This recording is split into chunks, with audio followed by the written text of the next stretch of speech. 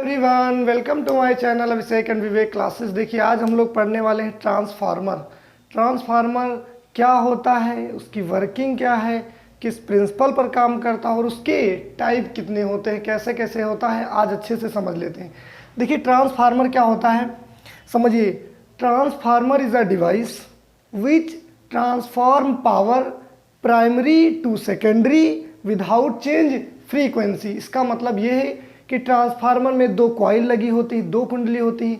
एक कुंडली से दूसरी कुंडली में पावर को वो क्या कर देता है, ट्रांसफॉर्मर मतलब ट्रांसफर कर देता है विदाउट चेंज फ्रीक्वेंसी, यानी बिना आवृत्ति को या फ्रीक्वेंसी बिना बदले। देखिए फिर कैसे, transformer is a device which transform power primary to secondary without change frequency. देखिए, ट्रांसफार्मर का मतलब होता है ट्रांसफर ऑफ पावर। पावर का ट्रांसफर करता है प्राइमरी कॉइल से सेकेंडरी कॉइल में। कैसे? विदाउट चेंज फ्रीक्वेंसी, यानी बिना आवृत्ति या फ्रीक्वेंसी को बदले हुए। तो ये हो जाता है आपका ट्रांसफार्मर। ट्रांसफार्मर क्या होता है, तो आप सिंपली लिख सकते हैं यही वैसा। अब देखिए, ट्रांसफार्मर की यहाँ पर लिख देते हैं वर्किंग, कैसे काम करता है। वर्किंग समझने से पहले इसका स्ट्रक्चर देखिए, बनाते हैं।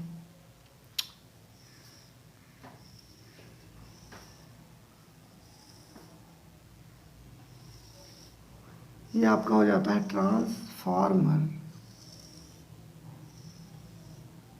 देखिए, ये आपका अंदर वाला हो गया कोर।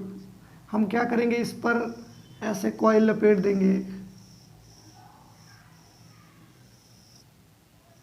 और इस पर कॉइल लपेट देंगे।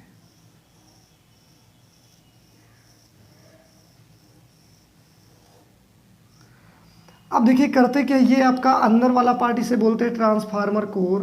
Transformer core, transformer core. और ये जो हमने इस पर आपके जो फेरे लपेटे, इसे बोलते हैं एनपी। एनपी का मतलब होता है प्राइमरी कुंडली में या प्राइमरी कॉइल में नंबर ऑफ टर्न्स, फेरों की संख्या एनपी। ये आपका हो जाता है एनएस। इसे बोलते हैं क्या, NS, number of turns in secondary, यानी दूसरी कॉइल में आपकी जो फेरों की ऐसे संख्या लपेटे गए ना, उसको बोलते हैं एनएस। प्राइमरी कॉइल को जब हम एक अल्टरनेटिंग सोर्स के द्वारा जोड़ देते हैं, जब प्राइमरी कॉइल को एक अल्टरनेटिंग सोर्स से जोड़ देते हैं तो इसमें एक करंट फ्लो होने लगती है, जिसे क्या बोलते हैं, आईपी। आईपी का मतलब होता है प्राइमरी करंट। आईपी का मतलब प्राइमरी करंट।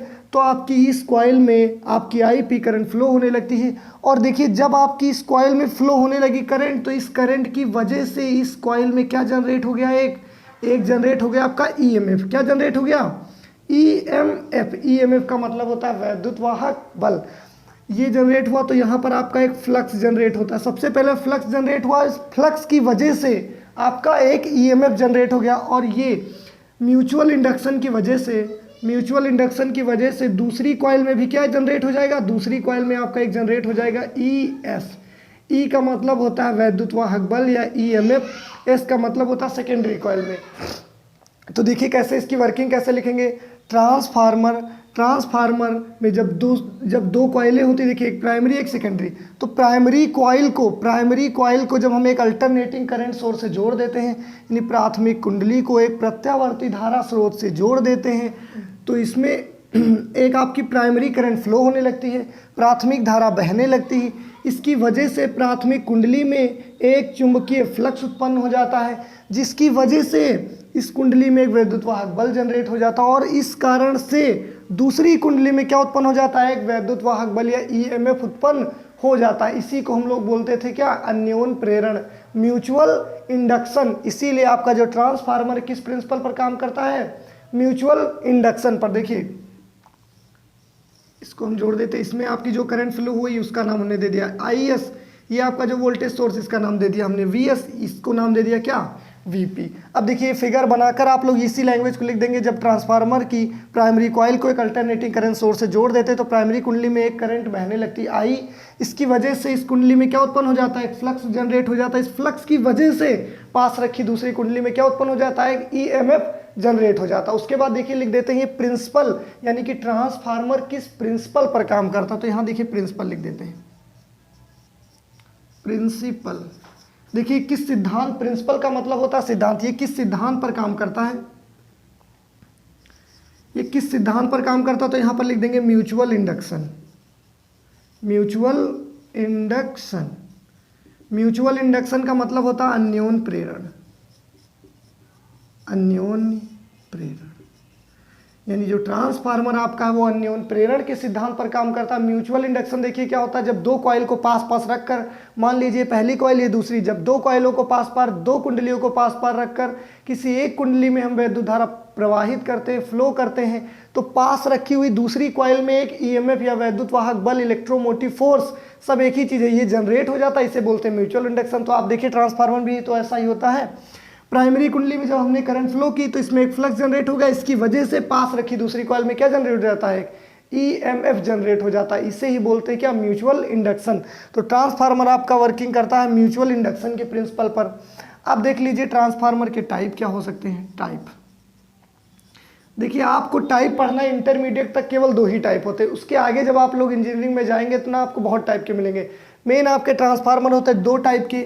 सबसे पहला आपका होता है step up transformer, step up,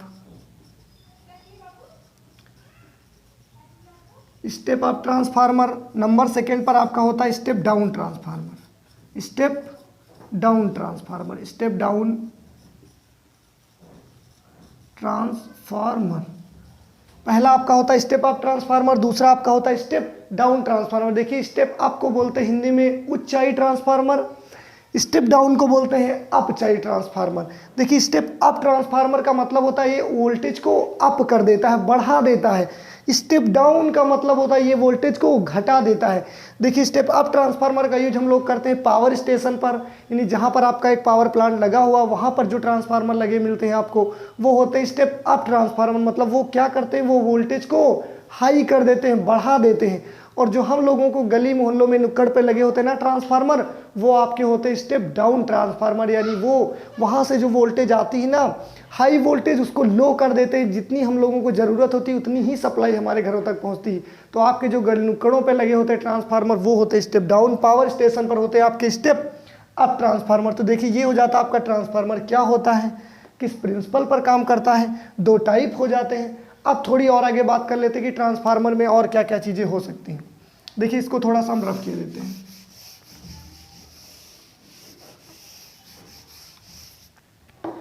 यहां पर लिखेंगे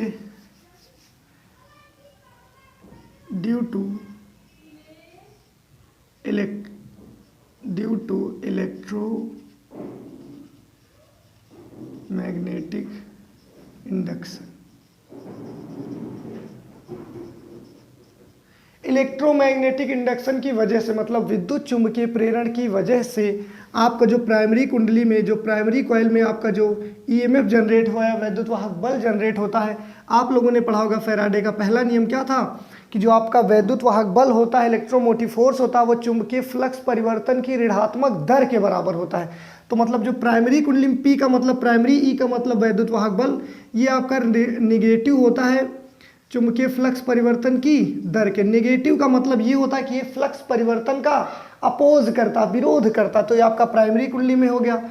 अब प्राइमरी कुंडली में तो यहाँ पर एन ना लिखकर हम क्या लिख देंगे, एन और पी, ठीक। और इसी तरीके से सेकेंडरी कुंडली में आपका हो जाएगा ई एस बराबर, यहाँ पर हो जाएगा माइनस का एन एस, और ये हो जाएगा delta phi upon delta T. इसको मान लेना इक्वेशन फर्स्ट, इसको मान लेना इक्वेशन नंबर सेकंड। अब डिवाइड कर देंगे, यहाँ पर लिखेंगे equation first divided by equation second. तो देखिए ये आपका हो जाएगा ई पी अपॉन में ये क्या हो जाएगा ई एस बराबर delta D five upon D T, cut जाएगा, माइनस माइनस कैंसिल हो जाएगा, बचेगा क्या फिर एन पी अपॉन एन और एस। देखिए E P upon E S का मतलब ही होता है वोल्टेज भी होता है, क्या होता है, वोल्टेज होता है। तो इसको आप बराबर लिख सकते हैं क्या, थोड़ा सा बस डिफरेंस होता है, वी पी अपॉन में वी और एस। इसे बोला जाता है, इस सब को बोलते हैं बराबर में आर। ये बराबर हो जाता है किसके, आपके स्मॉल आर के। और स्मॉल आर क्या है, ट्रांसफॉर्मेशन रेशियो। इस यहाँ पर लिखे देते हैं, देखिए where R is equal to transformation ratio. Transformation ratio Hindi में बोलते हैं परिणमन अनुपात, परिणमन अनुपात। तो ये देखिए जब आप पेपर में आएगा तो इसे कैसे लिखना, जैसे पेपर में आ जाए आपके ट्रांसफार्मर क्या होता है तो आप क्या बताएंगे, ट्रांसफार्मर एक ऐसी डिवाइस है जो प्राथमिक कुंडली से दूसरी कुंडली में पावर को ट्रांसफर कर देती है बिना आवृत्ति को बदले। ये मेन आपकी डिफिनेशन लिख दीजिए। दूसरे नंबर पर आप जिसे पूछ ले किस सिद्धांत पर काम करता, तो आप लिखिए प्रिंसिपल, यानी किस सिद्धांत पर काम करता, तो न्यूटन प्रेरण पर, मतलब म्यूचुअल इंडक्शन पर। फिर आप लिख दीजिए उसकी वर्किंग। वर्किंग के बाद में आपको बना लेना है क्या, ये ट्रांसफार्मर। तो हमने ट्रांसफार्मर बना लिया, उसके बाद इसकी वर्किंग कैसे होती है आपको पता। उसके बाद लिख देंगे टाइप, दो टाइप के होते हैं, step up step down. Step up क्या होता है उसके बारे में लिख दीजिए, स्टेप डाउन क्या करता है उसके बारे में लिख दीजिए। फिर क्या करना है हमको, नई लाइन से ये चीज़ें लिख दीजिएगा, बस आपका ट्रांसफार्मर एकदम पूरा हो जाएगा। और थैंक यू एवरीवन। बस।